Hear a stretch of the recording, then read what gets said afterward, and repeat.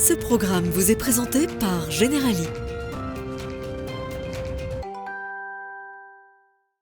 Bonjour à toutes et à tous, ravi de vous retrouver dans le Lab pour cette émission spéciale Prix PME Enterprise. 6 prix remis, l'occasion de valoriser et donner de la visibilité à ces PME responsables investis dans le domaine de la RSE.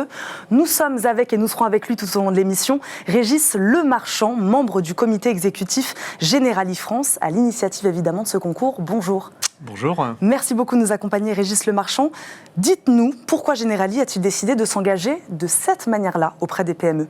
Alors c'est une initiative de Generali en France, mais également en Europe, puisque le prix Enterprise est décerné à des entreprises responsables, engagées dans la RSE, en France, mais également dans tous les pays européens dans lesquels Generali opère.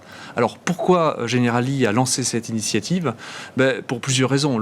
Première raison, Generali en tant qu'assureur est malheureusement un témoin, on va dire, du changement climatique, et on le voit de façon très importante cette année en France et notamment, en Europe, et notamment en France. Donc on est un témoin malheureusement privilégié. Et puis on a également un rôle social important, et on pense que c'est vraiment le rôle de Generali d'accompagner les PME, qui est le cœur de notre clientèle, dans cette transition, dans une transition vers une planète qui respire plus, et la transition écologique attendue. Et donc cette transition écologique, c'est des comportements plus responsables, plus engagés, et donc pour les entreprises, un engagement au travers de la RSE, et ce que nous démontrent avec beaucoup de force les entreprises lauréates de ce concours Enterprise. Quel est l'esprit derrière ce concours ? On parlait de valorisation, de mise en lumière, c'est ça aussi, montrer des bonnes pratiques ? Exactement, montrer des bonnes pratiques et valoriser les entrepreneurs, les comportements individuels. C'est aussi donner accès à une communauté plus large d'exemples, de personnalités inspirantes, d'entreprises qui démontrent qu'à la fois c'est un projet porté par des valeurs, mais aussi avec une résonance économique, une résonance sociale très forte. Et vous le verrez, toutes les entreprises qui se sont engagées sur cette voie en tirent un bénéfice beaucoup plus important que le seul engagement individuel qui initialement était porté par le chef d'entreprise. C'est souvent des résultats économiques et financiers plus importants. C'est aussi des relations plus durables, plus équilibrées, plus responsables avec toutes les parties prenantes, les clients, les salariés, l'environnement dans lequel ils évoluent. Et c'est pour l'entreprise, au fond, on va dire une résilience beaucoup plus importante par rapport à des phénomènes météo, comme on l'a dit tout à l'heure, mais aussi parfois à des phénomènes sociaux, des phénomènes économiques qui martèlent leur vie tout au long de l'année. De retour dans le Lab émission spéciale Prix PME Enterprise, Régis Lemarchand est toujours avec nous, membre du comité exécutif Generali France. Régis, présentez-nous ce lauréat. Alors le lauréat représenté par Teddy Dussaucé, qui est directeur général de Cycleterre, et lauréat de la catégorie environnement. Teddy Dussaucé, merci beaucoup d'être avec nous. Bravo, félicitations pour ce prix. Comme le nom de l'entreprise l'indique, vous valorisez et réutilisez les terres non polluées. Grâce à quelle technologie ou mécanisme ? Globalement, expliquez-nous comment ça marche. Alors, Cycleterre, c'est une société qui récupère les déchets, ce qu'on appelle déchets, mais ce sont en fait des terres d'excavation de chantier non polluées, vous l'avez bien précisé. Que l'on récupère, que l'on fait sécher pendant plusieurs mois de manière naturelle. On ne veut pas artificialiser le séchage de nos matériaux.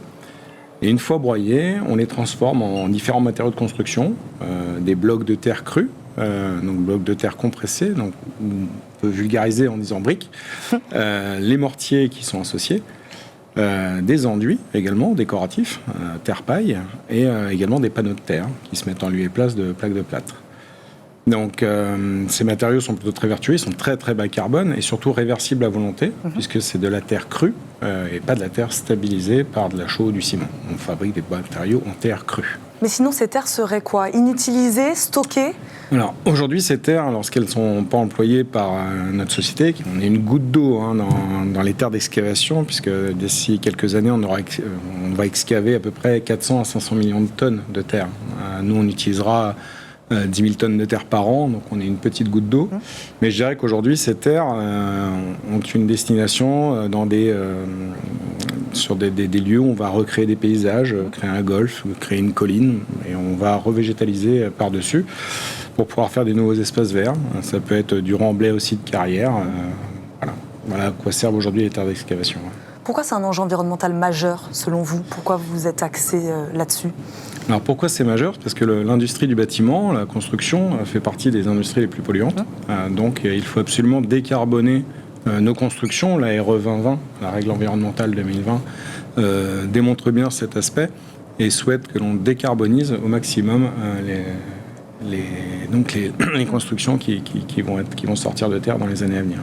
Quels sont vos projets pour les semaines à venir ? Eh bien, écoutez, on a beaucoup de projets sur les semaines et sur les années à venir. Heureusement, on a une visibilité qui est plutôt longue. Mais je dirais que sur les années à venir, on participe au projet de l'Arena, par exemple, donc la grosse salle de sport en face du Stade de France. Nous avons une grosse salle de spectacle en France, de 10 000 places.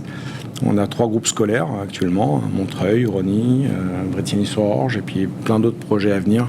Donc privé-public ? Alors on a beaucoup de collectivités, beaucoup de gros donneurs d'ordre, effectivement, mais également des architectes qui vont venir nous accompagner, alors pour des petits projets, comme des projets plus humbles, mais en tout cas des projets fortement intéressants.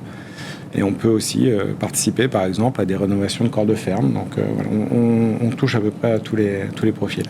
Merci Teddy Dussouset de nous expliquer en quoi consiste votre entreprise. Je rappelle, vous êtes le directeur général de Cycleterre. Félicitations encore pour ce prix environnement. Merci Régis Lemarchand, évidemment, d'être avec nous. Ce programme vous a été présenté par Generali.